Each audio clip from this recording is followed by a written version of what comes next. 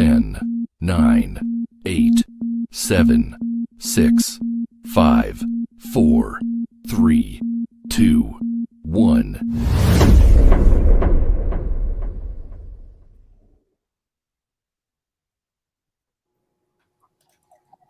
What is going on, Silver Squad? Welcome back to the final live of the season. Today we're going to be breaking down season 3, episode 10, Revelations Part 2. A lot happened, good times, bad times, things we are probably going to celebrate in a little while. Some people may be sad about some stuff, but I am not. But before we begin, let's talk about, I want to go around and get you guys' opinion on the season finale and the overall season. Dr. J, we'll start with you first. What did you think of this episode and the overall season? All right, so this episode, it kind of threw me for a loop. This was the only episode from the season I felt like I had to watch twice to make sure I didn't miss any of like the Easter eggs or like the little comments.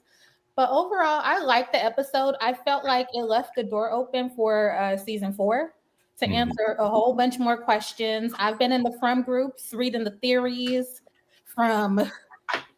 from the scientific experiments to all the theories that people are saying in the From group. So I feel like it did real good of like just pulling everything together. All right, Hero Harrison, what did you think of the episode and the season overall? I thought it was good. I thought the season overall, I probably have to give it like an 8, but I'll give this episode an 8.5 because finally, we move forward with a lot of things that we'll talk about in just a moment. So I'm excited. Desiree? That's not my name today. Oh, sorry, Jade. As you guys can see, we're in very light from cosplay. Figure we dress up, to celebrate the end of a good season. So what'd you think, Desiree?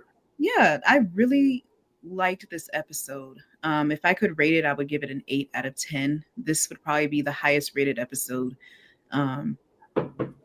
this whole season for me. As far as the season itself, still slow. From does what it does, but I truly think that this finale was a treat, and I think it answered a lot of questions that we've had these past 3 seasons. So yeah, I enjoyed it. Yeah, Timon? That's also not my name. I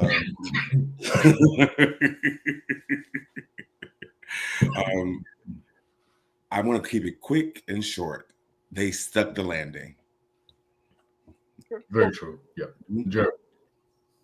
You can just call me casual fan. So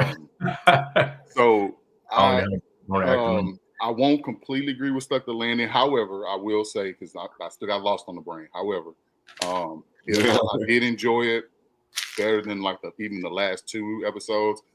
Definitely left the door wide open for some stuff. And overall, I felt like they puzzle pieced us enough information to keep me rolling with it. So I enjoyed it. Okay. Yeah, I kind of am in the middle. I think that while we didn't get a lot of filler, I feel like this definitely could have been a little bit condensed. I did feel like there were some parts in the season where they did drag it out. Hey, Anna, for the sake of dragging it out. But I do think that the events and the deaths that we did get this season kind of made up for it. I just need a little bit more faster pace, not necessarily answers, but the pacing. Like these last 2 episodes really could have been one. It could have been 30 minutes of search, and then it could have been 30 minutes of them trying to find of them, delivering the baby and stuff like that.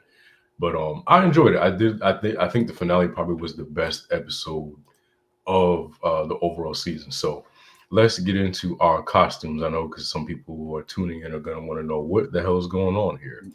So we decided we love the show so much, we're going to celebrate. So we have Dale, which is Tamon, who is Dale in the wall.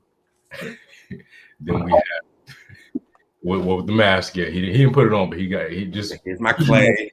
Yeah, with your clay. Use the magic. There you go. And to go bag when he went through the tree. Use your imagination, yeah. And we got myself as Jasper. As you can see, I'm dusty, and I have mannequin eyebrows. You did that. You did that. Really good. Really good. I love cosplay, And we got Desiree as Jade. Crazy Jade, not season 1 Jade. This is crazy conspiracy theory Jade. Yeah. And we got Hero Harrison J with his boy blazer on. And then we got Fatima at her wedding. So yeah, we like we just want to do something a little fun, a little different. We've been covering this show the entire season, and we just thought we would, play a little dress up. Let's have a good time. Speaking of good times, let's have a moment of silence for Jim. Okay, that's enough. So wow. I knew that was coming. When I saw that happen, I said, RJ gonna have jokes on top of jokes on top of jokes. And I saw a funeral procession today, so I said a moment of silence for him just because I knew you did. To Jim. Jim. I bet you stood up and applauded, didn't you? I did. I slow clapped. Did you really? No. I finally felt bad for Jim for the first time this entire series. I finally felt bad for him. Did he? Oh, I felt bad for Julie. I wasn't really feeling bad for Jim. I was feeling bad for Julie because she tried her best and he still didn't listen. Valid. He did kind of soften up a little bit though. I kind of felt something happening to him because it was kind of weird. I was like, he's not his same crass self. You know what you felt? His story arc ending, because that's how you close it out. Yeah, pretty much. That was it. That's really what I saw. I was like, wow, something gonna happen to this dude. Yeah. Redemption and death. Yeah. I was fine with I feel a little bad for him. I think Jim should have went out like that, but he was dumb. I'm sorry. I'm gonna have to be a little bit mean. I didn't care. I was like, okay, cool. I mean, unfortunately, the way that he died was unfortunate, but at the same time, I found it kind of ironic because he talked too much and he literally went through the neck. Like he just took off.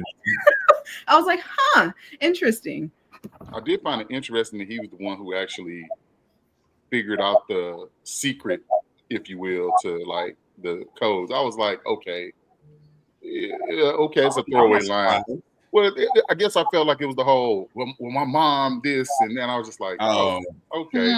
Mm-hmm.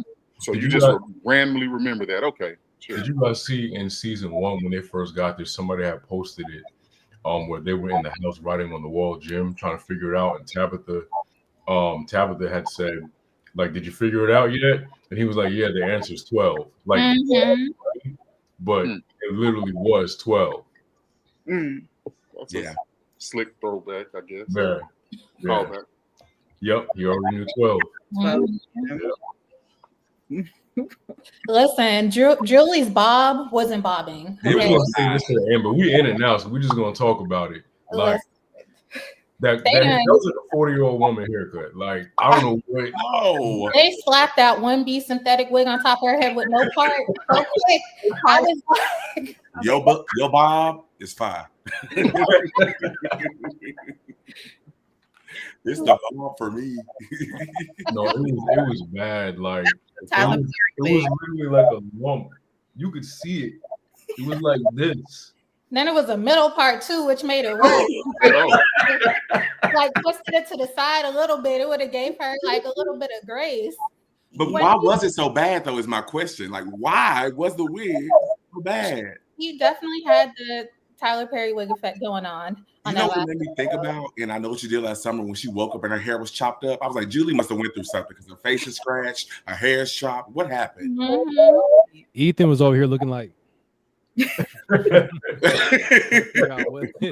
have that she was probably, because she looked different, that she was maybe doing the whole story walking thing. She was. She was. Pretty sure she was. Jay, I'm about to take my blazer off. I don't want to mess with mine. We already did the costumes. Now I'm hungry. See, at least Jasmine has some class. On the other hand, Boyd, you need to let that dang blazer go. Take that off more often. Man, I know it stinks. Up in here, Listen, costumes are done now. It's time. I know it stinks. No, but you know what? Speaking of that, Acosta, she's in uniform like nonstop. That's somebody that really needs to give it a rest. Like, it's only been one day. Like, relax. It's been more than 1 day. About a week, because like Dale died while she was there. Nikki died. And she had to be there for at least a week. There's been a few nighttime scenes since she's been on there. And look, she a woman, so that's long enough. And it's a long sleeve. It's like she got a long sleeve, everything. I'm like, and she all buttoned up. Yeah, and she showed up. Didn't she show up at night? She did. So it's been some days. Yeah. At least you want to get in everybody's face too. Like time has passed. Yeah. Definitely passed. That outfit got a scent. For sure. And she want to run up in everybody's face. No. Yeah. What's going on? That's not the way that you handle it. Where's the my new gym? Like, first of all, you just got here. Relax. Simmer down. Danny. We heard that. Danny. It gotta be Tyler Perry wigs. Like I told y'all, she had the Tyler Perry effect going on. Yes. Oh my God. That was a whole helmet. The budget's not that bad. Y'all could have really did better than that. Stop it. What's the Tyler Perry movie where it's just terrible, where that mannequin like falls down the stairs or something, like rolls down the stairs? I can't. Oh my God. Let me count the ones. Against something. Bia goes to here. Bia does that. Then she also does this. The broken heart. Netflix one too. What's the name? Mia Culpa. Let's do that one. Mia Culpa. Wait, but Beauty and Black got some good wigs. He did better. And Kelly Rowland wasn't gonna have no bad wig. We already know that. Yeah, I don't know. Maybe the producers were in a rush or something. They ready to get this dang It was thing. real bad, like unnecessarily bad. Jarring stunt double from the 90s bad. Yeah. But they just slapped that wig on Julie and just said, go. Just be ready for this to be. Yeah. I'm just thankful that they didn't do like, because you ever notice when they do women in flashbacks, it's always like the same bang. Yes, the bang. Bang. And so I'm just glad they didn't go the bang route, because that would have pissed me off. That's my biggest pet peeve, like in flashbacks. Yeah. It's always a bang. So everybody had a bang 20 years ago. Period. It makes you young. Yes, absolutely. And they just all of a sudden. The bang, yeah. The bang. Oh my God.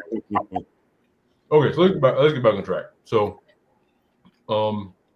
let's talk about, I'm gonna let Dr. J, since you're such a Randall fan, I want to know how you felt about Randall trying to fry his brains. I feel like he was just to the end of the rope, right? Like I really feel like from I really feel like from I'm sorry, could you start over so I can make sure I hear everything you say? What was the question? Randall's number one fan over here.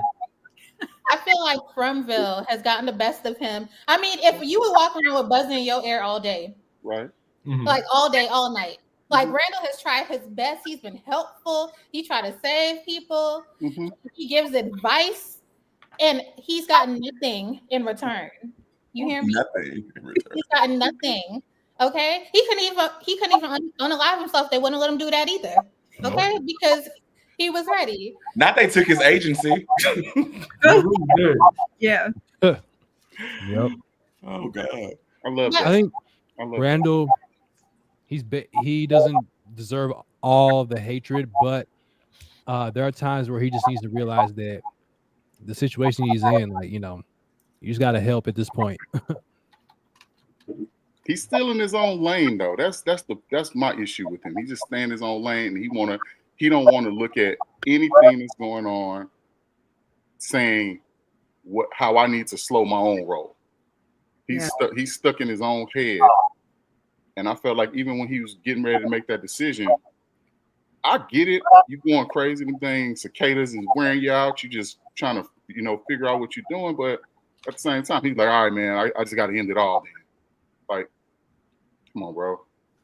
Like, I didn't feel bad for him. I'll be honest. Like, y'all know I'm Randall. If Randall has no haters, I'm dead.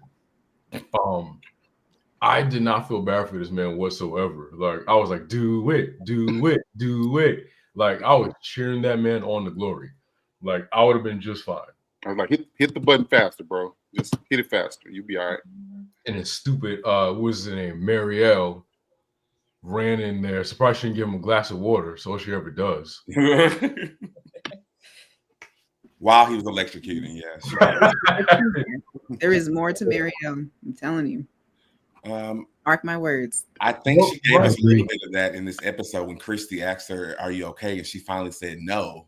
So I find it interesting that this entire season we got glimpses of how Julie struggles and how Clandle struggles, and but we had nothing about Marielle, so it feels like that will be a huge probably plot point of next season, especially with her and Christy being ineffective this entire season. I hope so, because I was not impressed with her arrival. She did absolutely nothing, no value add.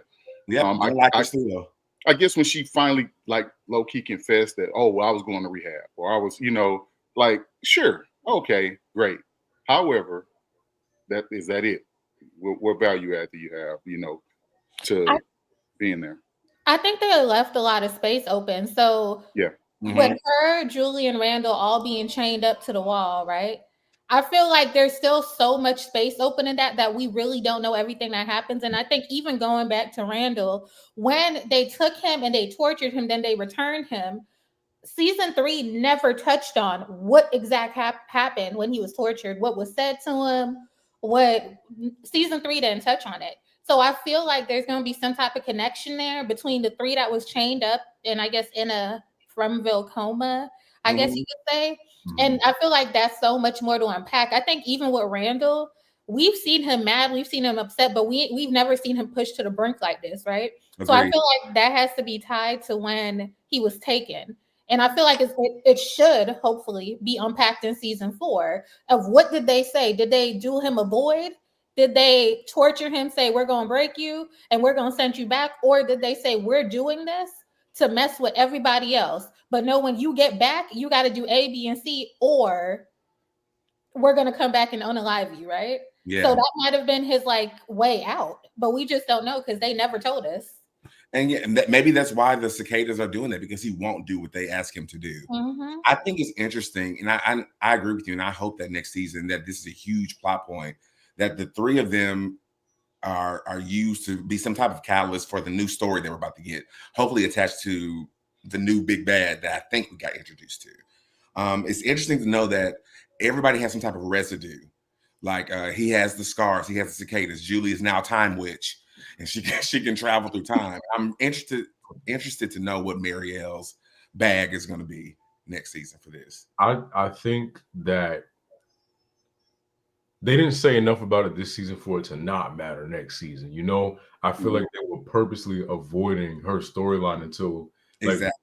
She never really even asked her, because she said herself, Christy, I've been trying to be respectful. I've been trying to, give you your space, but are you okay? And this is the first time we really ever hear her not even really talk about it, but this is the first time she says she's not okay. So I believe that whatever Randall, and because you have to think, Julie's, I guess, power is time travel. We don't know what the other two people's purposes are yet. So they may be story jumpers like Julie, or they may have some completely other different ability when they go into those seizures.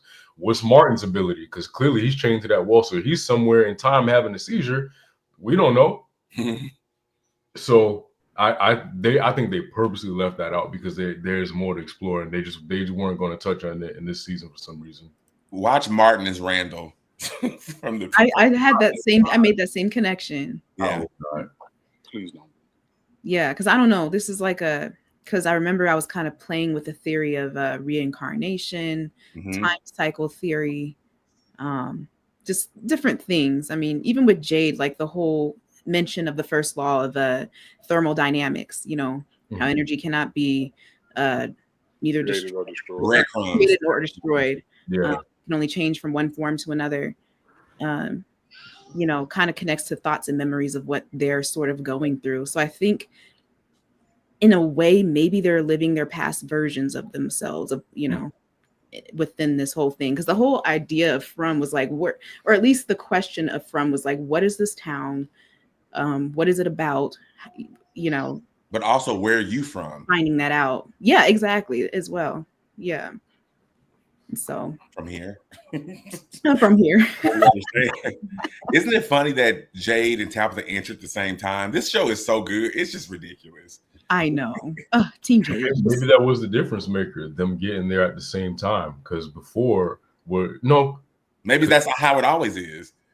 Well, wasn't Miranda already there when Christopher came in? Oh, yeah. Yeah. Yeah. They arrived at the same time, like same day, same time, like they arrived. Oh yeah, that's right. That's right. Yeah, that's good. Yeah. Well, maybe they've been getting it wrong and failing at saving the kids for so long. From say, all right, let's send them together. Let's see. Let's see if they can make some shake. If they get Dwayne White's like, let me do something different this time. Exactly. See, but that's what makes me think that if there's something bad, there's also something good because something is trying to help free them. I don't necessarily believe it's the new boy in white, the grandpa in white. I don't know. I think that it may be a lighter force that's trying to like, because think about it, everything has to happen perfectly in order for them to get out of there. Jade playing the violin, there being a violin, like all of that had to matter. Yeah. Oh, yeah. Well, yeah, because that's a good point too. With like the violin having to be there, that's like there's a trick being played. I feel like still, and that's what I feel like they're trying to say for not just only next season, but the time traveling concept of what's going on. That might be important because that could be like a trigger to them going back in the past, or it could affect the timeline or wherever they're in, or something like that. Yeah. And can I just say, I just love Jade even more because he plays the violin, and that's my favorite instrument. Oh, match made in heaven, right? Yeah.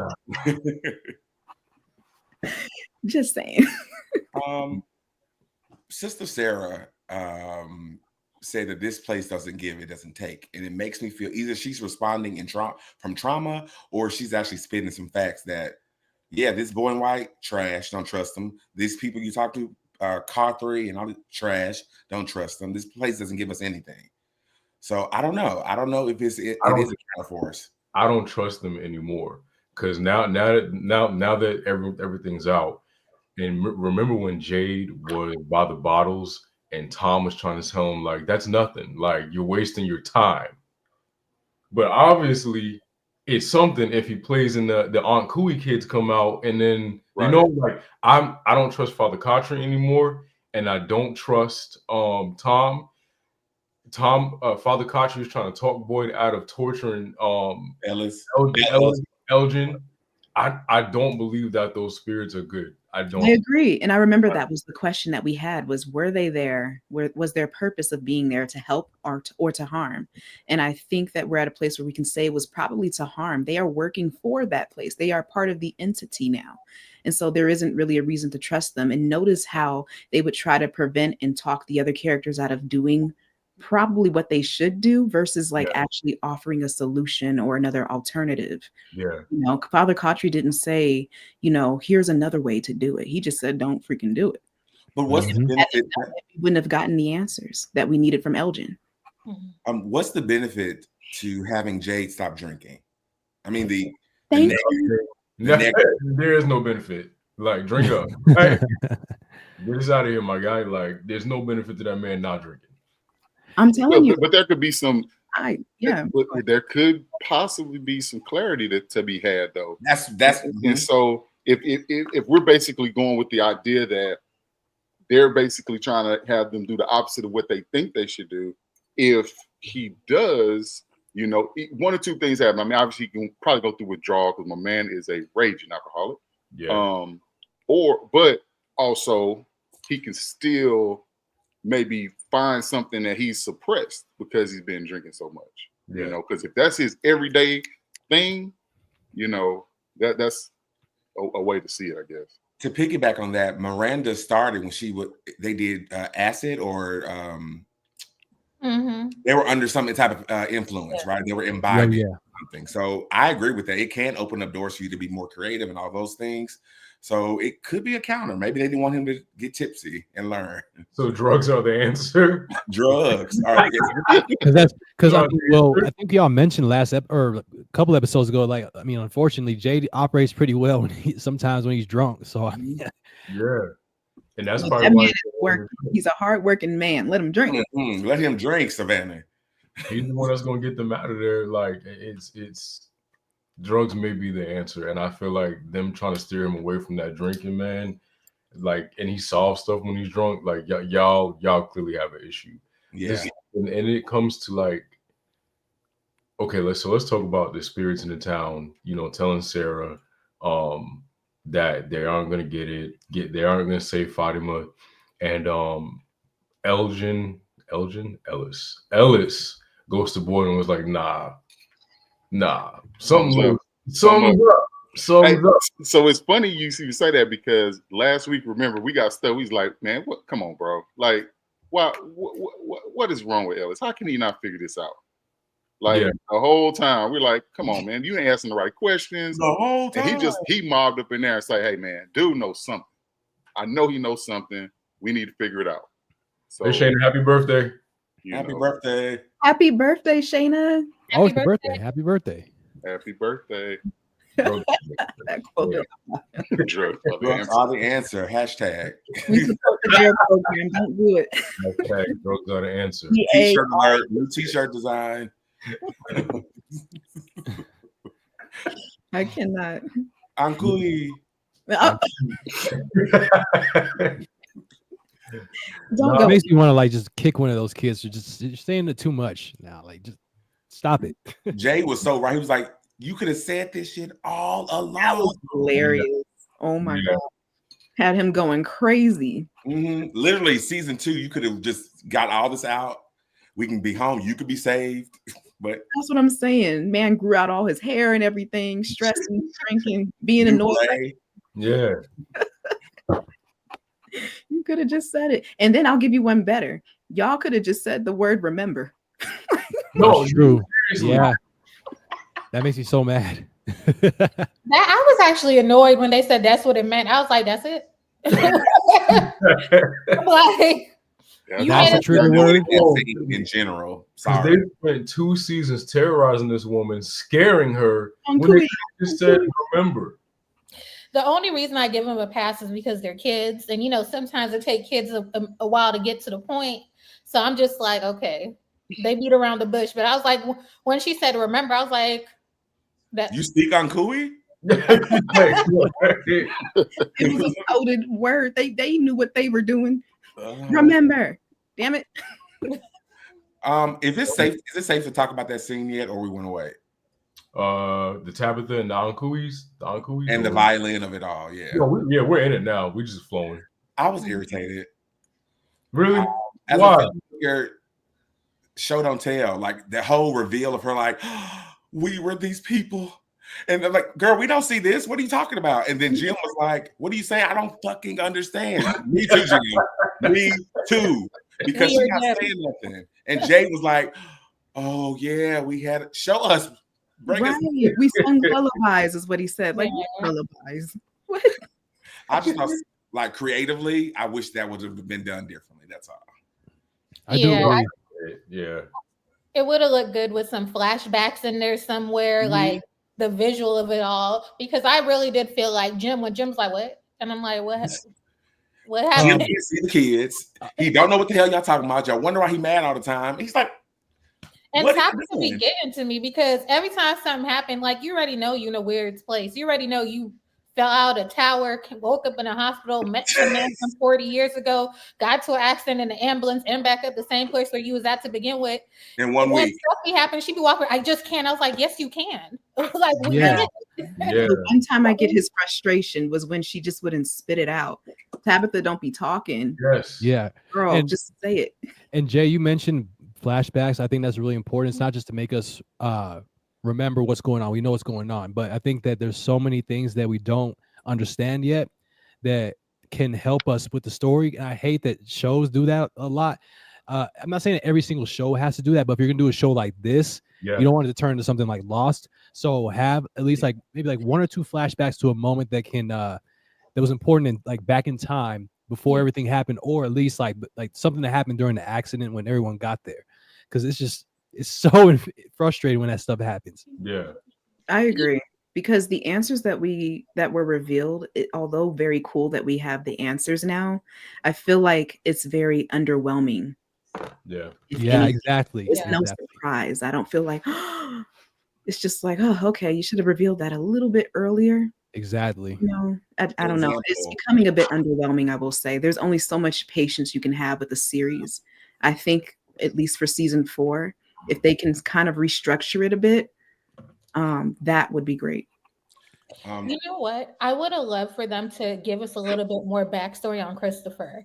Like this, they didn't really do that this season. Yeah. They kind of did it last, but because technically Christopher was such a big part of this season, I would have liked to see like the little Easter eggs and the drop scenes of Christopher coming back to kind of remind us, apart from like the scene with Victor and saying it was the doll. No, it was Christopher. It was the boy in white. That was kind of like our only like flashback, but I would have liked to see.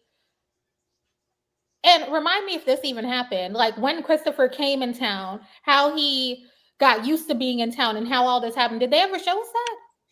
No, only thing they mentioned was he made people laugh, and he was apparent. And only from those words, we know he was very sociable. People connected to him, so he was like a center of the important person in the town. That's all we know. And then he changed or something like when that. When he got the book, he changed. When he got the book, he changed. Sort of like Jay, but not like Jay. Yeah. About the flashbacks, they did a great job when Tabitha went back and saw Miranda's and experienced that. Yeah. That's all I wanted for the little violin scene. It doesn't have to be a full thing. It could just literally be that. And that's all it takes. It takes like, you can do a flashback in less than 30 seconds. You don't have to do a whole like 5-minute thing. You just real quick and boom. It was if it has direct to see her. If it has direct correlation, I think that quick connect the dots, boom, back to the scene, and kind of keep the progression. That's you are 100% on point with that, because sometimes it's like you're rehashing this almost like now you're just filling time. Yeah, because then it feels like a filler episode. Yeah, but this revelation was so huge that they robbed us of actually experiencing. Like, it could have been like a montage of all the different versions of to the very beginning, something quick, and just different women in different time periods. That's enough. I don't know. I fear if they tell us that, though, they may be giving us too much, like how far goes back. Yeah, I mean, we know that, don't we? Well, I think they keep breadcrumbing us enough to where everybody's gonna keep making their own inferences about it and keep guessing, but you can't pin down like, okay, this is when it started, this is how it, how it went, and that's how I see it. I get y'all. I think agree. Fair assessment. It was very underwhelming because we had already found that out last episode. Like, knew she was who that. Remember, I said that's what these episodes could have very easily been condensed into one.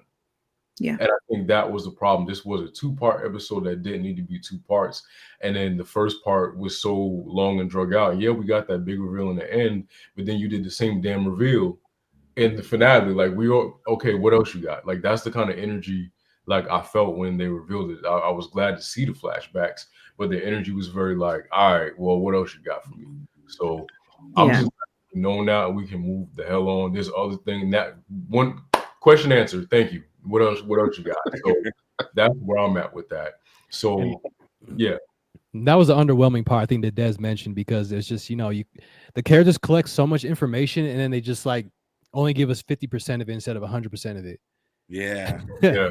So everything that I've seen about, like, when people haven't cared for the show as much, they like, you get all this episode and then they give you the meat of it the last 3 minutes.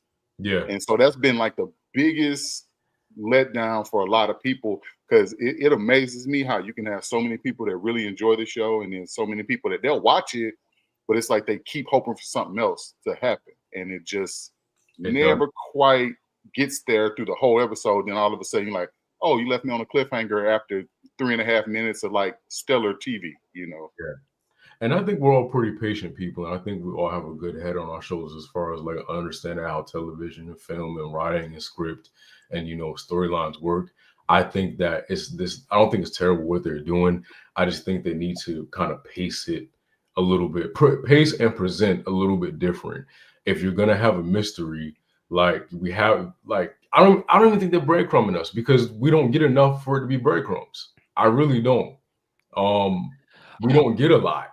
Like, I think pacing is one of the most important things. I hear this from Des all the time, because her being an artist, that's one of the most important ways to catch your audience, first off, but also the story has to bounce off of certain topics and then quickly adapt to the next scene to where it's gonna keep driving us to keep us interested. So like you can't, when scenes slow down, you know, you kind of have like, it's not just talking scenes, it's how you do it. It kind of takes us out of it's not just a setting, it's just how people say certain things. Yeah. And when you don't move a certain way, especially like I said, collecting all that information and not telling us anything, people are just kind of like, it kind of takes us out the next scene because then it's there's nothing there. And then for the show to be a mystery, it's one like I had posted in the group. It was a photo of the ending where Smiley was standing there and the blood is kind of falling off from the sack, and they showed a picture of a cave painting that resembled like something, a man standing and, you know, red stuff falling down the back. And so I had like posted it and I said with the caption, like, it's more so about the answers are there. We just don't know what questions to ask. And I think that's the bad part about the mystery is when you don't know what you're looking for, you don't know what questions to ask. You don't know, like, it's like giving somebody an open book test on Mandarin, but here's the translations, but they're all in Mandarin. It's okay. Well, I know these are the answers, but I don't know how to read them. So the clues are in the opening sequence. The clues are in season 1, but the show is laid out and presented in a way where you really is written from the perspective of the townspeople and not an outside person looking in. So you're learning with them instead of knowing what's going. Like, it's what I said this before, Law and Order. 9 times out of 10, you know who the bad guy is, sometimes because you've seen them commit the crime. So we're watching things unfold, but we already know who did it. But the detectives are trying to figure it out. So we're in the seat of like coming into it, not knowing what's going on at all. And I think that's the problem that people have with the show. And yet the gag is that a lot of our theories and just even our guesses, I would say, is right. I have a lot to work with. Although, you know, watching the show, we try to figure out some things, but I would say that everything that I've heard and everything that we've stated here thus far has been correct. Yeah. So this is a case of the audience actually being a lot smarter than the show. The show is behind. We're the ones, we're already at the finish line. We figured out a lot. And that's the problem with the show too, I think, because if your audience is already guessing way ahead of you, then that's a sign in some ways. Yeah. But that's not necessarily always a bad thing, because in professional wrestling, you know, you can kind of predict the outcome too. But the way the matches, the storylines, the promos, the backstage segments are presented, even though you know how it's going to end, you're still enjoying the ride because they're giving you, you know, and presenting it in a way that makes it interesting and keeps you engaged. From has a good habit of doing something really, really well, and then doing something that's kind of like, all right, that didn't need to be an episode. Yeah. I feel like we did get quite a few filler episodes this season, but even though, like, I do agree with what you all said, like the search, we didn't need 2 episodes for a search. Like, you had the person that hit her right with you. Like, you didn't need. I would have enjoyed watching them interrogate him the whole time. Yeah, that would have been. I did not enjoy it. Like, I was watching it at like 12 a.m. when it came out on Sunday, 12 a.m. I like fought to stay awake to watch it. And I was like typing in the front group as I'm watching it. I'm like, oh, I can't stand Boyd. I can't believe he did that to Elgin. How dare you? Sarah took his eye. Sarah could meet me outside. Like, what? Listen. Y'all know, matter of fact, let's set the scene. Sarah comes into a room and pulls out a cigarette. She lights it, takes a puff, looks at Elgin. Elgin feels a lump in his throat because he's terrified about what's to come. He attempts to swallow, but the fear, he can't. Sarah puts the cigarette out and tells Elgin, I would say I don't want to do this, but we both know I don't care one way or another about collecting another body. And she does what has to be done. Sarah body's in the building. You got to show them to me. You got to show them to me. They went extreme with that. I you know what? It had me thinking of the villain from the Penguin. I forgot her name. In a way, I just couldn't believe how extreme they were. Sophia Falcone. Sophia, yes. I was like, ooh, she was on her Sophia Falcone shit. Sarah. I was mad about it. I don't know. Maybe I'm a lone soldier on this. I was so mad about it. He should have spoke up. It wasn't worth his hand. He's sitting there. Here's the thing. Okay, this is when I started not to trust Sarah, because at first she was there. I thought she was trying to help, like, oh, it happened to me. You know, you got to do it. But then again, when she got into I already lost my soul, so and so, and I'm like, well, Sarah, who are we working for at this point? Because I'm like, you think it's kind of like the ghost. Yeah, but she told him. She said, "Hey, I heard voices too. I did what they said, and I'm still here, bro. You got to help us." Straight up. She told him straight up. Listen, it was unrealistic though. So you mean to tell me Elgin got to be about 5'10", 6 foot, maybe 6'2"? I can't tell by the show. He got to be touching 320, right? Boyd maybe 6'1", maybe a good 215, 235. You mean to tell me you roped up Elgin? He didn't fight back. Elgin wasn't fighting back. Elgin was chilling. Elgin was like, listen, y'all need information from me. I'm not about to fight y'all. I'm like, Boyd has Parkinson's on the show. When he was roping you up, you ain't try to slap his hand out the way? Like, no, dude was chilling. He was chilling. He was like, I can't tell you. It's cool. Like, hey, plays stupid games, wins super prizes, and Sarah came through. Oh, well. He had so many chances. Yeah. I'm like, Boyd, Elgin had the body to like get up and boss up on Boyd. Like, hold on. Elgin didn't even ever raise his voice. Never. Yeah. Elgin didn't think fat meat was greasy, and he found out that if you keep playing, you gonna find out. Yep. Sarah showed him, and I appreciated Sarah actually taking charge. He was like, y'all downstairs arguing, we need answers. Well, I'm the goon. I got to go up there and do it. Yeah, he came up out of that delusion fast after losing that eyeball. Okay. Y'all want little Kitty to be the deputy? No. Actually, it was pretty funny when they buzzed back in there, and he was like, okay. And she just was like, oh, no, here it is. I ain't going to waste time listening to him. Here's what happened. But here's where she is. They didn't even call Mariel or Christy. Somebody stole up the eye. Like, nobody cared. Put it on ice. Put some ice on it. Okay, so I think my real issue is how it's unfair. Fatima kills somebody. Boyd ain't blink no eye on Tilly. He said, Tilly, okay. Dale stabbed his son, and Dale is walking around like he owned Fromville, right?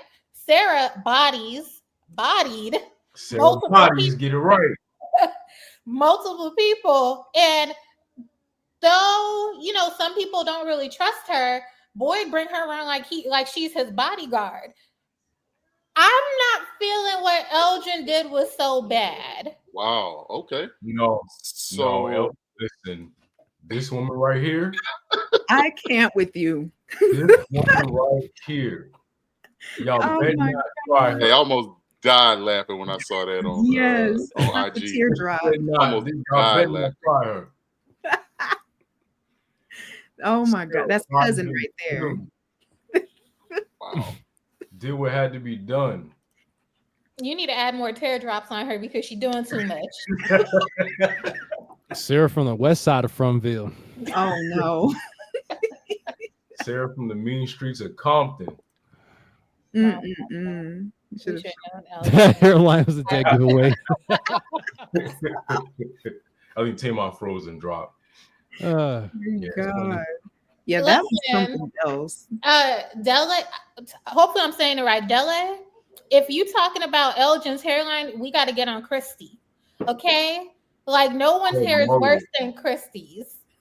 The mullet. Oh my God. Why does she do that?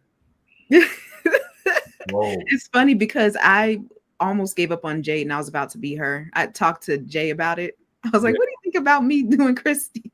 I was like, my mom have a wig just like it. So you're gonna have the Marielle. When she got that haircut, I said, oh, her girlfriend hates her. She didn't tell her the truth. She hates her. Like, it looks great. Yeah. Like, awful. You got to be supportive of your partner sometimes, I guess. And you got to be honest. My God. Nah. Right inside. Listen, Mariel said Mariel is already a drug addict. She said, I got to pick and choose my battles. I'm not about to argue about no haircut when I'm on heroin. Exactly. So Mariel was like, you know what? Let me pick and choose. True. She got the bleached end, so, you know. Yeah. Little ombre. She got something going on. I cannot. Oh my God. I do wonder how that's gonna affect Elgin going forward though, because it's like he got one eye. I mean, it is what it is. You can't unring that bell. So he also had a choice. He should have talked. Right. He had a lot of choice. He had a lot of opportunities. Yeah. He had opportunities before the boy laid that hammer down on him. Boy, you know, he had plenty of opportunities. He just was all, oh no, I can't. I mean, I can't really tell you. I was like, bro, this how we gonna go out? We're gonna go out real passive like? Okay. Yeah. Okay. I honestly did not think, you know, me, Boyd, I didn't think I was gonna go through with it, but I had to. He hit him, but he didn't hit him. It was real, like, I mean, like you'd pop your kid's hand early on. Now, if they get a little older, you might what a hammer? Yeah. He hit it, but he hit it, but it was kind of like a man, he didn't draw no blood. He just hit it. He didn't. It's not like he sawed the thing off or anything, you know. Because Boyd got that dog in him. He probably would have sawed it off. He literally broke skin. Like, I'm trying to figure out. I mean, because like it could have been way more brutal. He could have had his whole hand, like all the bones like out. Mafia but he had, style. Yeah. I think he cracked. He cracked like we thought he would. Like people were saying that he would. He cracked. It goes to show you how much he loves Fatima. But again, does he? Like, I want Elgin to have a villain story. Season 4. He need to come back like Sawyer did in Lost when he took them weapons. Please stop saying Lost. I'm getting nervous. That's hilarious. You know what would have been cool is them doing an episode on his POV, like his perspective. I would love to dive into Elgin's head, like just his mindset of how things came about for him, his justification for everything. I don't know. I think that would have been interesting. Well, Elgin started talking about his faith in God and how people didn't believe Noah with the ark and how they wanted to bring the animals, the 2 of each kind. And so I feel like his perspective might be, I think it might be cut and dry when it comes to that. I think so. I just would have loved to like dived in more psychological. That's just me. Yeah. You know, psychology girl here, but psychologically, just seeing his point of view of things, spending more time with him in just one episode. Yeah, that probably would have been better. The point of view also from certain things, different angle from the story. So it would have probably been interesting to do something like that. Maybe they can do something with that next season from someone's angle or whatever. Yeah, I mean, the book that I'm reading currently does that. Every now and then it'll sprinkle in a character's point of view. I even read the cat's point of view in this book that I'm reading, and it was interesting. It was hilarious too. Yeah. I was like, man, I wish more shows did something like that, you know? Yeah, and more movies and just have that different angle, like, you know, because it's a different way of doing it, and it makes people really engage with like what's going on from this point of view, because we haven't seen much stuff like that. It layers the story is what it does. That's what it does. Seeing different points of view layers the story, and it makes it even more intriguing. Yeah, I think that's what last episode should have been. It should have been a point of view episode instead of a search. That search, we didn't learn anything. We didn't see anything that changed anything. We didn't need it. I feel like it should have been a point of view episode. It wasn't interesting, that last episode. If they were gonna do the search too, I feel like they should have had like, okay, we're all gonna go search, then just do that one scene, and then they should have cut to maybe later that night or maybe later that day with like a whole different thing going on. Like, you know, hey, we searched everywhere. Now we have to focus on the next part, because I feel like that did linger on for those few episodes, just exploring, and there wasn't a lot of information. So they could have even got to the point where they're all talking in Colony House after Donna clears the house, and they're talking about how to get Elgin to talk. You know, it could have been, and I'd rather would have seen 20 minutes of that than 20 minutes of them walking around in the woods, especially a scene with Acosta and Donna. Nobody cared about that. That didn't do anything for anybody. Exactly. Yeah. And then you know, Ellis would have figured it out. I think a lot of us would have figured it out quicker. That Elgin, you know something. Yeah. I think that's too much of a drag. I don't know. Just being realistic. But you know, it's TV. They have to do what they do. Yeah. Did we enjoy Elgin in his creepy Darko role, or was it underwhelming? My answer is underwhelming. It was underwhelming. That's what I was saying last time. It was underwhelming. It needed more justification, is what I was saying that last time. So I'm glad that you mentioned that. Yeah, like I want to push the crazy. Like Sarah is a great example of how to be, I had to say this, normal person, but also we understand that she's been touched by this place and she will do what she needs to do. Elgin is just like, I hate to say this too, to our brother, but he's just like this bumbling little idiot boy who's just doing whatever a picture tells him to do. And it just doesn't make any sense. Yeah, I do agree with that. And it shouldn't, I know characters are different.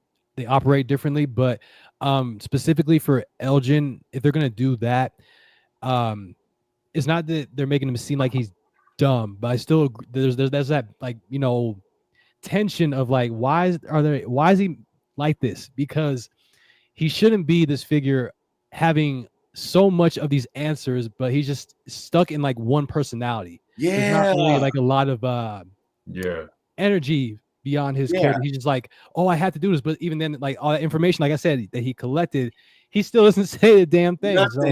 He's one note, and I think that's the issue people have. Yes. There's no duality, there's no layers. It's very one note with him. Exactly. As a performer. Yeah. Right. I was just about to say that. As an actress, when I read something, it's my job to make sure I'm layering. Yes. Being real at the same time as well. Because you talk to the average person, a normal human being, we are all layered. We're not all just one way. That's natural. And I feel like for him, the way that they wrote him wasn't natural enough for me. Yeah, because he seems like this nervous child who just kind of has all these secrets, but again, there's no like switch. There's nothing to really add, or he's saying he's given us to the story. So yeah, I get that his life was at stake if he didn't do what he was told to do, but it was just a weird switch out of nowhere with no real justification. None. Lose your hand, you lost your eyeball. What's drowning to that? Yeah, and then he kept apologizing, like, guys, if you just believe me, like a child would do. I feel like this story arc is like for Elgin or Victor, but Ellis, I mean, not Elgin, but Ethan and Victor. Like, I could see them doing this scene probably more convincing than Elgin did. And to your point, absolutely, layers. What homework did you do about your character? Why are you so reserved? All these things. Why do you have on a t-shirt? You know, all those things you should have the answer to as an actor, but he doesn't. Or at least that's how I feel. I think it's more so in the writing more than the performance, because even when Elgin got there, he was always very timid. He had faith, you know, I guess by proxy, but he was always very, very, very timid. And I think that with everything that happened, I wish they would have written him to be a little bit more, I don't really know. Serious character. Yeah, like it just there wasn't any layers past him being like soft, sweet, quiet guy, you know, and I think that's what ended up, you know, costing him in the long run, character-wise, was we didn't get to see any kind of development in the third, because he's been this second season being there, so there was no development from season 2 to 3. It was giving sweet summer child in a way, you know, just Yeah, because it would be one thing if, you know, because like he kind of he did force Fatima to stay in that cellar, but I feel like it was like, you know, the softest kind of way. It was like, no, you have to do it. Instead of like, instead of like, you know, being like kind of switching that personality as I was mentioning, and then being like, no, you're gonna stay in here, and we'd be like, whoa. Yes. Jay, what I wished would have happened was like he would have grabbed her and flung her and was like, no, you can't go. Yeah. Something like that. Yes. That's directing. That's and that's what I mean. Now you're like, ooh, really going on mentally in there. Yeah. That's when you know who's not all here. Because guess what? If you truly believe your mission is to serve her location, then you will turn up as much as possible to do that. If you can't leave this place, I'm gonna tie you to this bed. I'm gonna talk crazy to you. Guess what, sweetie? You leave. Right. And if your life, you believe your life is at stake, yes, right, which it was, you're gonna do any. I don't know. There wasn't enough force for me. Yeah, because he should have screamed at the top of his lungs, like, no, like first time, like, you know, him showing that soft, sweet side, like, no, Fatima, you have to stay. And then she's like kind of like, you know, rustling, and he like, no, you have to stay. And then got a little aggressive, but that didn't happen. And that's where I think I would have got on board with what Dr. J was saying about him having a mean streak at that point, because now you know he has it in him, but he stayed passive. So it would have been hard. I mean, not to say it would have been super hard to believe that he would have been fighting back to be tied down, but at that point he's like, no, y'all need to understand, like, I'm not gonna let y'all force me to tell y'all anything. Yeah, you know, just to sit in the chair and get yourself tied down and be like, no, we about to scrap. Because I believe everything that I was doing. Yeah. You know, so that would make more sense to me based on, you know, all the points you guys have made. And I would have been there for that, because then at that point, he's really embodying what a lot of people have gone through stage-wise with that. Even if he would go back to being reserved kind of after the fact, he would have done it. He would have been like, okay, that's believable. Not just, oh, well, I'm just fighting him, tie me down. Like, you've actually seen that mean streak in him a little bit. Yeah. You know? What made me even more mad, he was like, I hear what y'all saying. And right. And Ellis, guess what? You told me about your mom. So sad. But I'm not telling y'all where this girl is. And Sarah, you hear voices too. So sad, but I'm not telling you nothing. Yeah, so it was like in I don't know, in a weird way, the lines didn't mean a damn thing. What he was saying did not mean a damn thing. Yeah, that's what it was. Yeah, because it's not that he's not a believable actor. It's not anything to do with that. I just think, but I mean, I do agree with what you're saying too, Gerald. But I think that there's moments that you can bring out to where you can show that different side. But I think that he was so reserved, and that's just kind of like how he is, at least right now, as we know. Because he thinks he's justified in his actions, and that, you know, Fatima is like the source to everything, and he's just like, no, guys, relax, everything's gonna be fine. But I think the other side. I think Elgin is a buildable character. I know he's given us nothing for a very long time, but I think he's a buildable character, and I only say that because going back to one point that Sarah said in the room, she said, when you came into town, I saw you and I looked at you, and I was like, wow, he's so sweet. He looks so kind, and he, like how she described him, is kind of like Fromville, and the people who are in Fromville, they plotted on him based on the demeanor that you've all said. He's nice. I mean, if you was hitting my hand, it was just gonna be so long, be tied up, right? He didn't move, even with the kidnapping, the nicest kidnapper I've ever seen. Like, come on, you know, again. Yeah, it's not a kidnapping. We just chilling. Like, right. I think that the actor himself is a really good actor. It's just the writing. Yeah. Okay. I want to make that very clear. Brilliant. Yeah. It's always the writing. I think you were onto something. Like, the biggest question is why Elgin, and maybe it's because he's the most gullible and childlike to be able to know that we need to do this. But I don't know if that's enough. Why did the entity or Fromville or the lady, kimono lady, chose Elgin for this moment? Because I don't remember where he was in his story mentally, emotionally, to feel susceptible enough, to even do this with the lady. So, yeah, that's my question. Like, he was selected because he was an outcast, not in the way Randall is, but in an outcast as in this, like a vacation for old Elgin, because Elgin, they had a town meeting, Elgin snapping pictures, hanging up Polaroids. Right? Like, no, investigate. He was so unbothered. The only person he's really taken a liking to, like, he had that little crush on Julie, but we know Julie, that's not Julie type. She liked the Randalls. But I really feel like the reason why they plotted on him is because he was detached. He didn't have any bad blood with anybody, but he wasn't close to anybody either, right? So I felt like they picked somebody who didn't have any real ties. So he hasn't talked to anyone. I mean, for a very long time this season, Elgin slapped. That boy got his naps in. Right? Like, he didn't stop sleeping. However, these last 4 episodes, we were really able to see his character.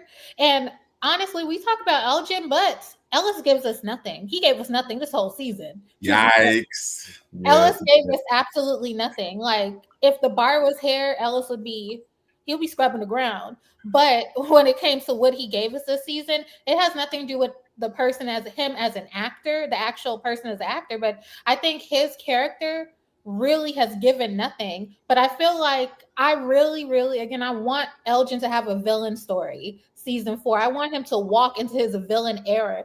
I mean, you got to wear eye patch now, hopefully. It's gonna be a big bandage. Yeah, I'm like, I really want him to walk in his villain era. It's like, y'all wanted to play with me, y'all didn't give me a chance, even though this place got to me. Okay, I'm on their team now. That's what I would like to see for Elgin. I can't wait for Elgin to have that conversation with Fatima post all of this, and him and how they can sit down and, you know, help you. I was your midwife, and you should respect me for that. That was not his midwife. That was not her midwife. Definitely. You know who her midwife was. Kimono lady. Between the kimono lady and Elgin, that's what got that baby here, baby delivery. And Tilly. And Tilly, yeah. She made it through the delivery. She looked fine when they found her. I mean, no blood. They're doing more than Marielle has ever done. So. Yeah, all she did was give glasses of water. So we're going to take a quick 10-second commercial break, and we'll be right back after these messages.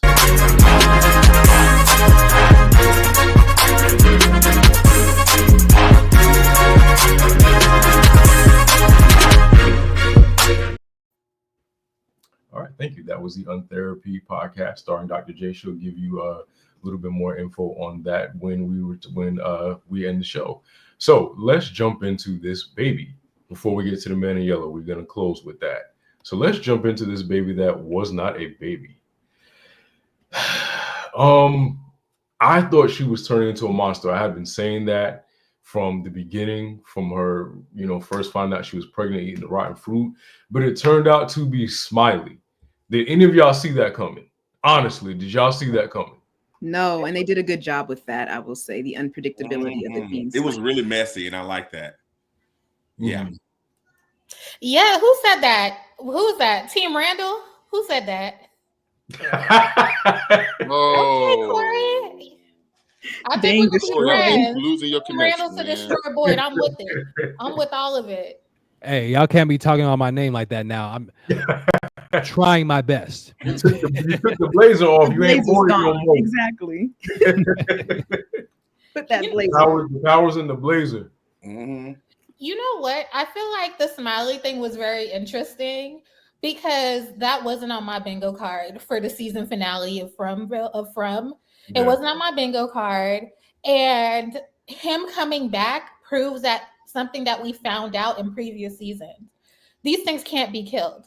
Can't be unalived, I should say. And just like Fatima said, they sacrificed their kids to live forever. Immortal, yeah. That's the promise. Yeah, so I feel like with that being said, I feel like, and I guess right now only Boyd, Ellis, and Fatima knows that, right?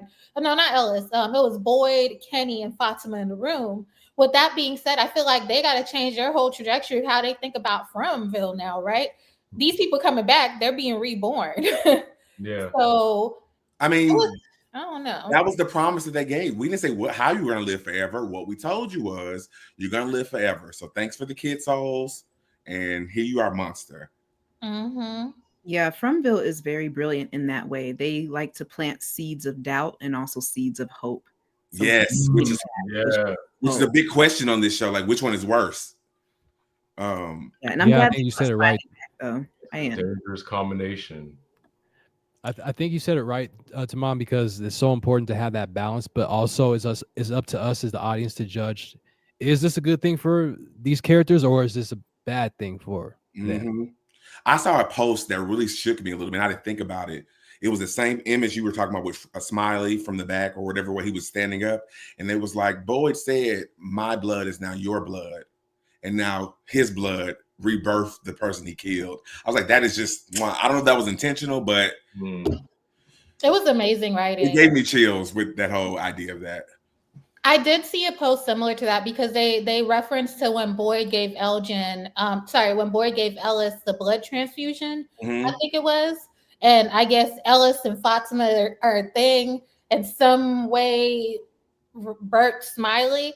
So they said it's all connected in some way. But I'm like, if that's the case, and with this now happened to Fatima, do you all think that she's gonna have like a different kind of grounded connection to From? She has. I would think so. Yeah, I think so. I feel like any horror movie or TV show that I've seen where mothers, have something supernatural, they're always left with a little sprinkle, a little something. Vision. I feel like she's not going to be the same. I mean, we didn't see real signs of it in the last scene with her, but I feel like she's not going to be the same following up. I don't think she can't, because I'm like, it's so much. One thing I would have loved to see explained is when she said, these people aren't right, they sacrificed their children. I would like to know who told you? Like, how did you find that out? Yeah, I think she had a vision during labor. While she was delivering the child, she must have. I think it's implied that she must have went into some like transit state or something and must have seen what happened. It like she was screaming the whole time from my end. Yeah. I don't know if she. Well, she said she saw everything. Yeah, but I would like to see the background of that. Like, show us what you saw. I do wonder though, like, is she gonna go through postpartum depression? I love it. I wonder. It would be a nice twist because I mean, technically, she did give birth. She did. So it's a possibility. And will she have another connection to Smiley now? Like, that's what I was thinking. Yeah. I was going to be like, "Hey, mom." I feel like she's going to be outside her window. Yeah. Hey, mom. Hey, what I don't want, what I don't want is a whole fourth season dealing with their marriage and relationship overcoming this child and this marriage. I don't want Ellis to be wasted yet again to be the doting husband who does nothing to console Fatima's grief for an entire season. No, you're absolutely right. You're right. We've seen enough of them overcoming stuff in the marriage. Enough. Can we just focus on the town and the answers? Like we get it. The drama's there. It's they love each other. Good. Yeah. Let's moving right along. You know how I feel. They're not even really married. There was no priest there. Hello. No oil, no flowers, no rice thrown. No ordained minister. They didn't jump. You're right. They didn't throw rice. They didn't jump the broom. So, you know. My life. They just like, living in sin right now. Absolutely. Living in sin. Absolutely. That should be Sarah's monologue next season before she tried to kill everybody. I agree. I thought Boyd was gonna die too. Ooh. I knew he was gonna die because he's the main character. I would have liked to see him at least in a coma or something though. Like, give me something. Like someone else step up, you know? Yeah. You know what?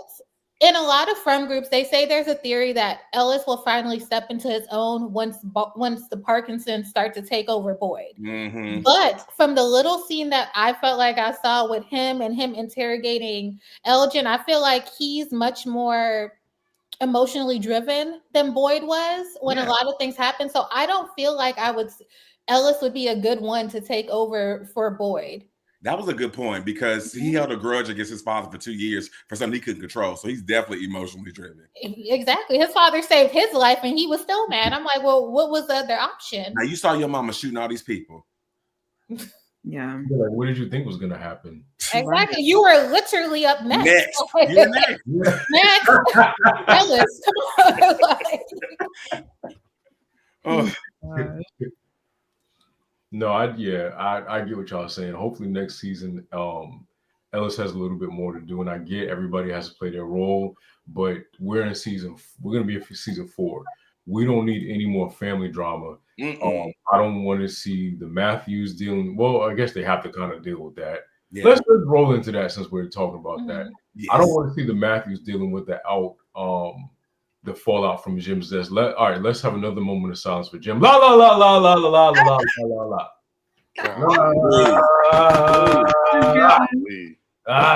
Okay, moment of silence over.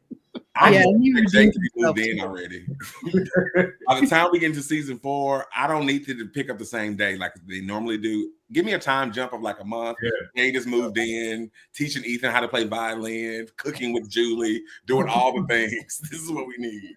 Well, I keep hearing that it's not coming back until what, 2026? Yes, 2026. 2020. We've grown up a little bit. Yeah, 2026. Yeah, they're gonna have to. I think it depends how they write it. Like, It might pick up in the same scene, and then these kids still sitting in a circle. I mean, that's what they normally do.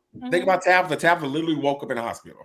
She did. That's true. She was looking out the window. I mean, but do you really bring Smiley back just to like act like that didn't happen and just you already talking about something else though? No, you're right. That's fair. And Boyd, how did you get out of there? Because I know they see you. Oh yeah, we're gonna. Yeah. You're right. We're gonna know that. That's another thing too. I wouldn't have went down there. I would have. What else do we have to lose? What do we have to lose? You had to at that point. Yeah. I mean, you pretty much. Yeah, and I'm gonna go ahead and apologize. I had to hurry up and rewatch that scene. I don't know what I missed, but I think it was the editing that made me feel like he didn't hit him as hard as he did. I didn't hear the sound, but I did watch it like 3 more times, like in a couple second span, and I totally missed that he did go and he's struggling pretty good on the hand. Now, I told you he broke skin. Now, I still feel like he did it reluctantly because he was really trying to get him to say something before he did it. Yeah. So that was my bad for missing that because I know Raina called me out on it. So yeah, they were brilliant with bringing Smiley back. I'm so happy with that decision. And he's a fan favorite, so and he's He was an extra. He wasn't even supposed to be in the show. But see how the universe works. I was surprised he looked like that in real life. I said, "Oh, I understand." Interesting looking dude. He was like, a lot of people were. He was like, "No, that's just my smile." Yeah. Like, hey, it is your smile. Yeah, keep that on the low. It's getting him work. He was like, you know what I'd like to see for Smiley? Now that he's been reincarnated, he can't be no normal monster. He need to be a day walker. I want him to be a day walker because I'm like, if you came back, you need to come back with some oomph. Like you got to do more for me now. Like you're not gonna get to live again for no reason. Like get out there. He's definitely he's gonna haunt Fatima. And she gonna probably every time she turns, he's gonna be right there, like just like those quick little scenes where she's gonna be like freaking out. Yeah. He's gonna be one of those annoying kids that say, "Mom, look what I can do with Mom, watch me twirl." Yeah. Oh yeah. Watch me twirl. Straight up. He like he gonna hit her with a mom. He gonna have to hit her with a mom. If we don't get a mom, I'll be disappointed. Pull that Killmonger. Hey, mama. Hey, mom, I'm home. Right. So one thing we did learn too. I know we're jumping around. The monsters can apparently run because when the flashback we saw Smiley. So yeah, never mind. Take me out. I don't want no parts of that. I'm good. Yeah, I'm good. Like it's actually gaslighting. Yeah, I don't want that. It's gaslighting because we've been running away from y'all this whole time, and you just been walking towards us. You could have killed us a long time ago. Well, they also stopped shrieking too. They just talk. They just walk up and be like, "Hey, buddy, how's it going?" The fact that we know because I ain't gonna lie, the shrieks. It set me back a couple weeks. I had to say, "Hold on, let me not watch this so late sometimes because this is eerie." Yeah, the fact that we know they can run and they have a choice to lets you know that they pick and choose their victims. I feel like they automatically know who they're going after. It's all just strategic, which is scary. What makes it worse for me is I feel like it's just fun. Like I don't even think it's nothing personal. Like boys, it's personal, but I think for the most part, it's just fun. It's just who they are. Well, what would we do if we were immortal, trapped in this one place, and we had all this strength and power, blah blah blah blah blah, and we get all these people coming in all the time? What would we do? I wouldn't be sleeping in the cave, that's for sure. Yeah, we got to switch that about. The cave. Yeah, like y'all go get down in the cave. I live here. Down here. I would be renovating Colony House. Okay, renovations. We gonna do it. I would have been the monster about her bag. I would have ran the motel. I'm like, y'all need somewhere to live. Listen, they're my cousins. My cousins might come get you, but me. Y'all want to live in a hotel? Here's your room key. Here's your talisman. Please stop here. Thank you very much. Exactly. Make sure at sundown, you already know what go down. Don't ask me. Breakfast, like it's a continental breakfast of peaches, canned peaches, and dinners at night in the back. Hey, don't eat all those peaches. You're gonna hear from Victor. Yeah, we have a really nice swimming pool. Ignore Dale. Hey. Ignore Dale. You know what? I really would be filling up that pool with a bucket a day. Like, I would be swimming by now. What did they do with Dale? Did they just threw like a blanket over him, right? Rocks. She built rocks. Just rocks over him. Okay, I remember. I do have a question for the panel. The in shows where the villains sort of become like characters and they have like they give their monologues. How do we feel if the man in yellow becomes that kind of villain on this show where he's telling Smiley, go there, make sure you tell Tabitha that we're coming for her tomorrow? Like, I would be mad at it. I'd be mad. That man was so terrifying. Oh my God, I was shaking. Listen, when I first watched it, it was probably like 4:00 in the morning. I woke up and I started getting ready for work, and I'm watching it. You know, in the shower. I watch TV in the shower. I don't listen to music. I'm weird. So I had my TV, my phone on the thing, and I'm watching it. And then he's coming in, and when I tell you, it's dark. It's 4:00 in the morning. I turned it off. I couldn't do it. Those eyes, man. Oh my gosh. I can't do it. No, almost. Oh God. No. And if we do like a rewind to Tabitha in the real world in the Miranda's basement, he was on the paintings. He was on one of the paintings in the basement. He was. Yeah. And he was also the voice on the radio that was talking to Jimmy. Messy. Very messy, yeah. We're not gonna say that painting in our in the Black friend group. Why they said it looked like Obama in the suit?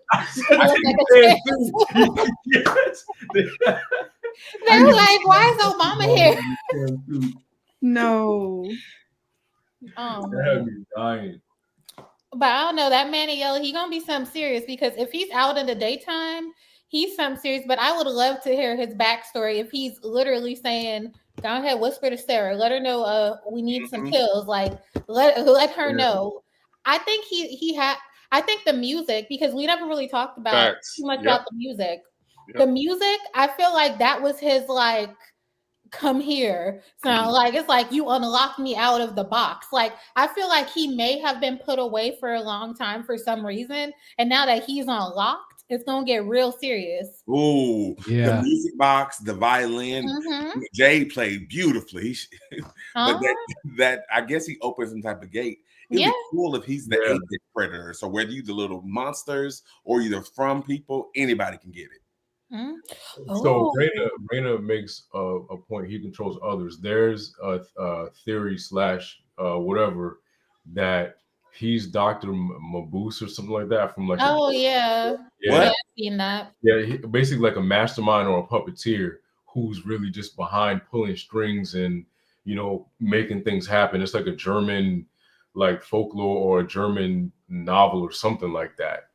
I heard about that theory. And just real quick, I want to go back to what Dr. J was saying, because your point about like the music box, it's just all kind of coming together for me now. I mean, Jade playing on his violin, the fact that the numbers from the bottle tree correspond with music notes. I was like, this is, so thank you for that. I don't know. And someone else pointed out like the circle of fifths, if you know what that means, and just how everything, the dartboard behind Jade, how similar to the chromatic scale.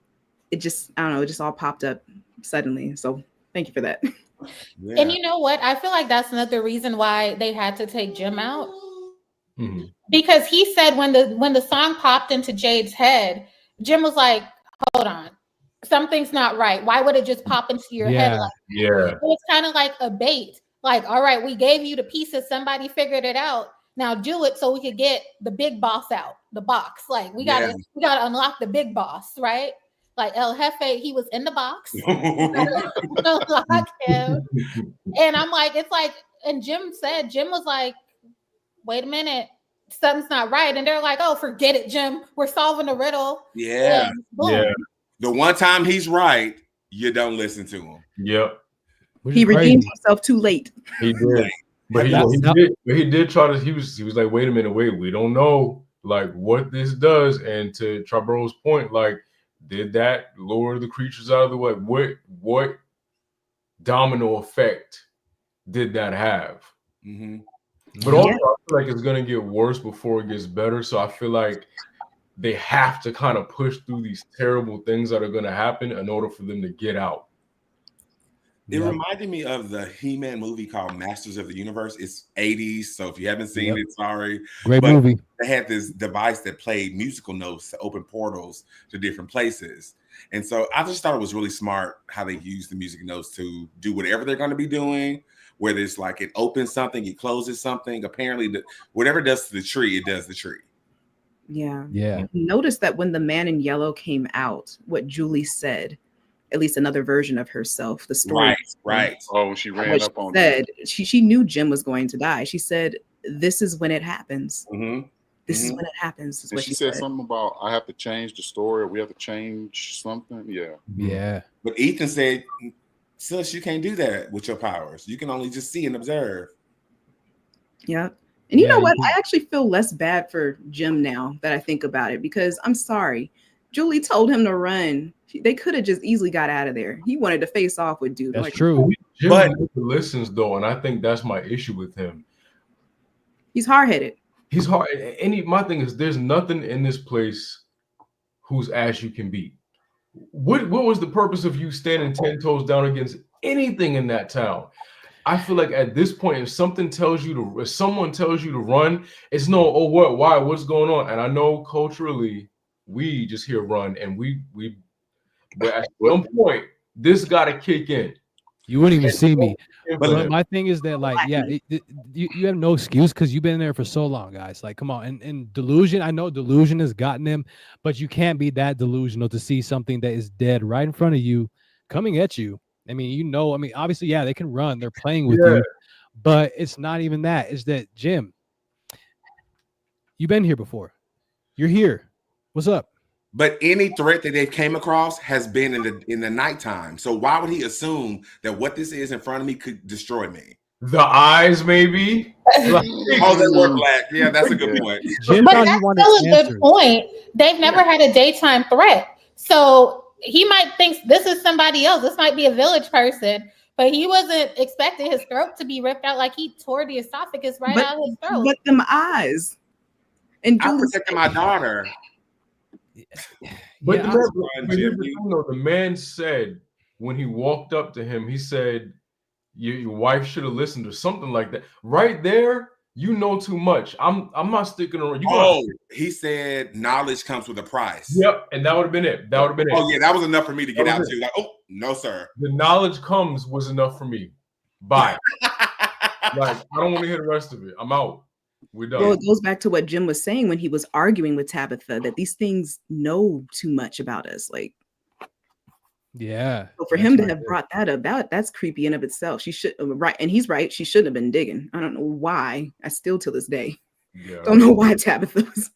Yeah, wasn't she digging because the things weren't plugged in? Yeah, she wanted to get to the electricity. Yeah, nothing was plugged in. Remember? That was so dumb. Yeah, and then 2 people died because of her influence, as someone else put it in the comments. 2 bodies. There were casualties. Okay, to be fair. Happy bodies over here. I like Tom. He was cool. I mean, but Tom was too rational. I feel like he wasn't gonna live long. Yeah. Like Tom was like, "This ain't right. I'm just gonna run my bar." Like Tom was just like too rational. Yeah. You know what? I do like how Frumville keeps people jobs and employment. So like Bacta is now over the kitchen. So look at that. We have someone who can provide us nourishment and she's getting paid for it. Season food. Which how dare Ethan complain about that food, sir? He's not used to season. That's like, what is this? Yeah, that offended me. It's called Lowry's. Deal with Correct. Oh, I just took the tab off of it because it's never been used. Not Tion, only. Never mind. No. But there needs to be some answers with. I mean, obviously there will be in the next season with the guy in the yellow, because he's saying some things that are like, okay, like he said everything that he said I think was important, except maybe when he slashed Jim's throat. But yeah. He said he warned him. He said, I warned you. Yeah. Yep. And the thing is, now I'm going back to what Martin said in season 2 when they were talking about when Boyd asked him about the monsters, and he said those aren't the worst things about this place. Mm-hmm. Yeah. And I think the Yellow Man, if he's not at the top of everything, he's whatever the next big bad is in that place. He could have something to do with the people that disappeared. We don't know. But what about what rules are going to protect? Because he can't just be all this, right? He can't be this powerful. He just walks around, does what he wants all the time. I think that has to do with the music, though. I think the music is what got us here. Yeah. Dr. J made a really good point. And so when that connects, I think you've unlocked that next level now. And it's like, oh, we can't ring that bell. Yeah. So we're here now. Because what other reason would he have had to come out? The only thing that changed was it could have either been the birth of Smiley, which I feel like that's a consequence in and of itself so that wasn't what brought him out. The only other thing that happened was music. But he said specifically, he said, "Boy, that Jay sure can play." Yeah, and that I think that's what triggered it. And so now, I think they probably don't have to, go too much on like trying to figure out the numbers now because the numbers are music. Now, is there an inverse to that? That's my question. To close it up, but I'm sure they're gonna take their time telling us that. So, what brought the cicadas? Was it the music box? I think at first. That's first. Or did that end it? Season 2, I think. What something happened that brought the cicadas? It was in season 2. I think last season, but no, I don't remember. Never mind. The only thing it's about Martin. I know that much because he said when the music ends, it's over. Oh, he said something to Julie. He said the same thing to Boyd. That means something correlating to what just happened. I'm sure of it. Who was the first person to see the cicadas? I honestly thought it was the three of them. I didn't know the cicadas. I can't remember cicadas in previous seasons. Oh, yeah, I don't remember, but the music lured him out. Remember when Martin was talking about someone was coming? Yes. Coming. Do you think it was the man in yellow? Yes. Yeah, I think he said hurry before the music ends. Before Jay stops playing. Oh, okay. Think about time, right? Think about time. Julie was just there too. So Julie was just there. He said, hurry up and leave before the music ends. Maybe that's when you need to go back and go try to save your dad again, Julie. I don't know. But whoever he was talking to, I think it ties into all of that. I think you're onto something with that. Actually, I think you're right because he had to get back to you said you got to get back to your dad or whatever. So, or they got back. Yeah. That explains what happened to Jim. This whole time sequence thing, the cycle theory, just interesting. Okay. Yeah, it can either be done beautifully or lazily, and I hope they're not using this as like a crutch, or it's another word for it in writing. I can't think of it, but I hope they're not using it just for that, and they use it in a very intentional and smart way. Right. Now I'm excited for the Man in Yellow. I think he'll add some flair to this show as a new villain. I do wonder what his limitations are going to be. You know how the monsters can't come out during the day. What is his limitations? Yeah. I can't wait to find that out. I think the Man in Yellow I think he's kind of like a walking avatar in some ways for that place. Not just a mannequin that stands in one place and it just says things. He's kind of a placeholder. But like I think to what you said, I don't want him to be a crutch. I want him to be like open up other layers for the story and also be an importance to what happens. I hope it's like the general from The Walking Dead. You know how now we're in this place where the zombies aren't the biggest thing to fear. The general and then you had Negan after that. Like that's what I'm saying. My apex predator. And don't forget the kimono lady. Like we have two different type of big bads that are here. Oh, and don't forget you got to worry about the monsters, the kimono lady spirits, and then Man in Yellow. Just turn the gas on at Colony House. We're sick of it. We're out of it. And don't forget that the sheriff when Kenny's mother died, that random guy that popped up, unless we saw him before. It was in the shed when hey Boyd. Monster, but no, I think he's a regular monster though. I don't think he's anything special. He might take his orders from the Man in Yellow. That's what I think. Because if you look at that situation, it's like he said, "We're playing like Boyd. I'm doing all this to mess with you. Like I'm getting at your boy. And I'm messing with you. So I think he might answer to the Man in Yellow or just somebody other than that. I don't. That Man in Yellow is terrifying. I don't think that he is. I don't know. I feel like if he's not the next step up, I feel like he's a lateral baddie, and I feel like whatever else is out there has to be like top tier worse. But I really only think we got maybe 2 more seasons of this show, max. Honestly, max. So they gotta start wrapping it up. Yeah, and then can we talk about what was it? Dang it, Henry, and just his interaction and him finding his wife. At least the remains, and having that moment with Victor. I teared up. Kind of makes me think that Eloise might still be alive. We don't exactly know. Me too. I don't think so. Yeah. I don't know because I don't know what Victor discovered, but it wasn't. I don't know. I feel like there's a possibility. And I think if it was smart writing, there should be a possibility. But I don't know. I see what you're saying, and I see where you're going with that, because there could be something that goes back to the town if they do with that time shift and stuff. I feel like it could be in a different time. I don't know if we know exactly what happened to her. We know what happened to his mom, but I think I don't know, because she ran after her mom. Yeah, I don't know. For all we know, she ran after her mother, but we don't know exactly what happened to her. Personally, I think she's deceased because Victor buried her. He expressly said, like, here's where she's buried. So that's the only reason why I think that she's not alive. I could be wrong. But he also said that he didn't really recognize her. Oh, he did? Yeah. He said it wasn't much to bury because she was so small. She was in pieces. Okay. Yeah, which leaves a possibility. Well, there does leave a possibility then. No. Yeah. That would be nice. It's Tabitha, like everybody kept saying. Like, Eloise is not Tabitha. No. She has a direct connection to Miranda. She is Miranda.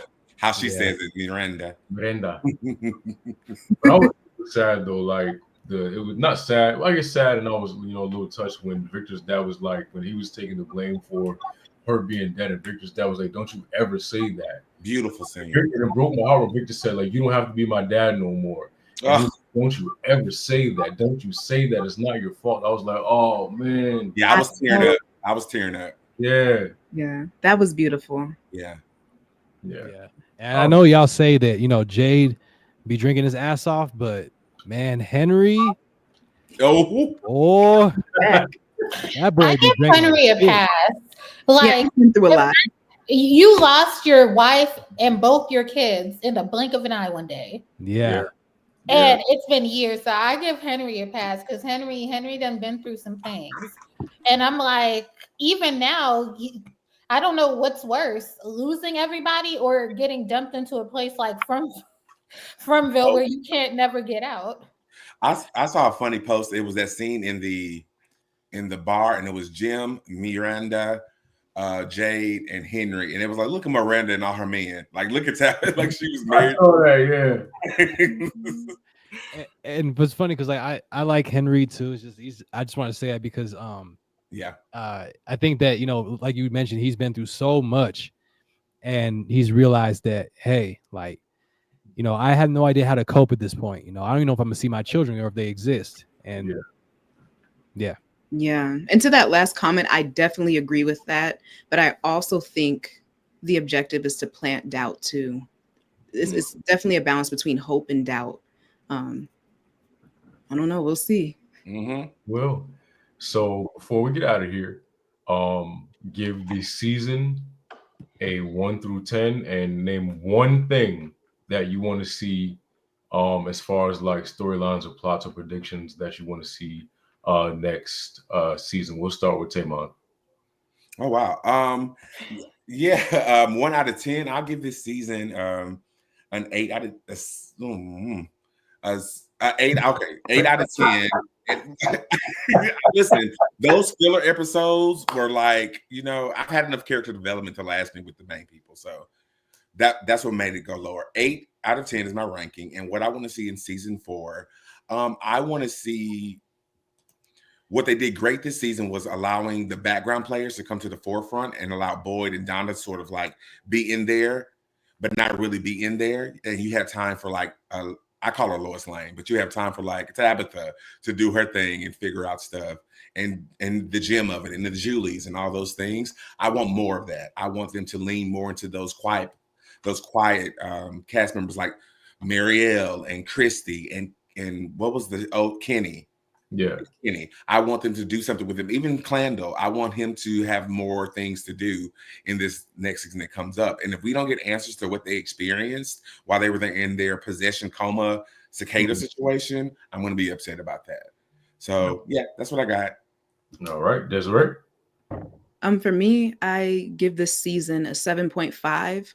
And as far as what I would like to see, I don't exactly know just yet, but all I know is I just want to be wowed and I want them to up the ante. Mm-hmm. So surprise me. Gotcha. Gerald. I'll probably roll 7.5 as well. Mainly because, again, it was they would drag the episodes along, and they all pretty much stay in the same format where you're just giving us the meat of it at the very end. I definitely, though, for next season, want to see how they incorporate these new iterations of whomever the entities are, how they progress, and how they change the dynamic of each faction in Farmville itself. Okay. Hero Harrison, Jay, what'd you think? Honestly, I'm gonna have to go a little bit lower. I give this season a 6.5. Honestly, because I do. Honestly, for me, as great as this show is, I do like the writing in some aspects, but the pacing really does bother me. And what also bothers me is just a show. It's not the fact that it's nothing to do with Lost. It's just that I think there's its own thing, but there's so many angles that we're coming from that we need to just like really unfold. It shouldn't take this long, and it's not just people being impatient, but I feel like next season what I want to see is way more stuff with Victor and him interacting with more of the doll and just like other stuff that like he might be connected to possibly, and just reveal a couple more things with him and what happened with him and his dad in the past and stuff like that. Some flashbacks that might be in importance. So more stuff with Victor, please. Okay. Dr. J. I feel like overall, I think I got 2 ratings. The first couple episodes and the last 4, they on 2 different plateaus, in my opinion. Mm-hmm. But I think overall, a solid 7.5. I mean, overall, this season was comprehensive. Like Jay said, like everyone said, it was slow. It was a very slow moving train. Yeah. I kind of want you to pick it up a little bit. But unpopular opinion, something I want to see in season 4 is I want to know the backstory of the monsters. Let me tell you why. As a parent, I can't imagine sacrificing my daughter. So I'm like, what was scaring you all so much that you sacrificed your kids to live forever? And I don't know if that's the man in yellow, or I don't know if there's somebody above him. But the reason why I want to know the backstory is because with the monsters, they all look in their 20s, early 30s. And, for people who ain't like us, they aging pretty well, technically, for monsters, right? But I want to know the backstory because it had to be a huge threat, significant threat of why you made that decision. It's not just immortality, right? So I feel like to understand that, we'll understand Farmville. And I feel like it'll come into a whole circle. So I need their backstory, and I want a little bit more. I want quicker episodes. I don't want to waste time. Like, we don't need the conversation between Fatima and Elgin to last a whole episode. Like, let's cut it out. 2 minutes, wrap it up. Let's move on. Yeah. But yeah, the monster backstory is something they haven't touched on. I want to know. I'm like, if you did this, there was a reason. Let us know why. Explain to us what was so deep. Yeah. But overall, I'm excited for season 4. 2026 seems like forever from now, but I guess we'll be here for it. So yeah. So I'll say this, and it's gonna be a little rough too. I say the 6.8, and the only reason I say that is because the pacing was very uneven and it was inconsistent. I felt like you started off with a bang, taking out Tina and Chen, then we had the death of Tilly, Then we had Sarah Bodies doing her torture, and then we had the death of Jim. But I feel like in between that, not enough interesting things happened to keep me like really wanting to, like I want to, it just kind of killed my vibe. It took me out of it. Next season, I do not want to see any more like trauma between two humans or drama. Like that shit is done. Like monsters getting out, solving the mystery. Even if you got to add more stuff on, like a different big bad or something like that, I'm fine with that. But I don't want any more dragged out relationships. Any strained marriages, friendships. We're done with that. Been there, done that, seen it. Move on. Can't take it no more.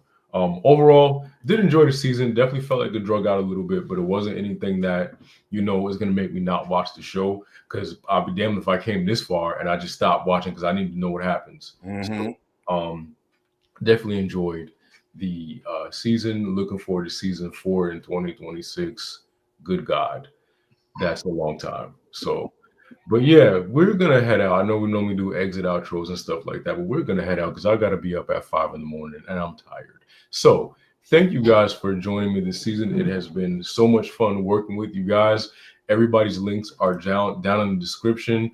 On your way out, please do not forget to like, share, most importantly, subscribe. With that being said, thank you guys for a lovely season. I will see you guys next time. Later days.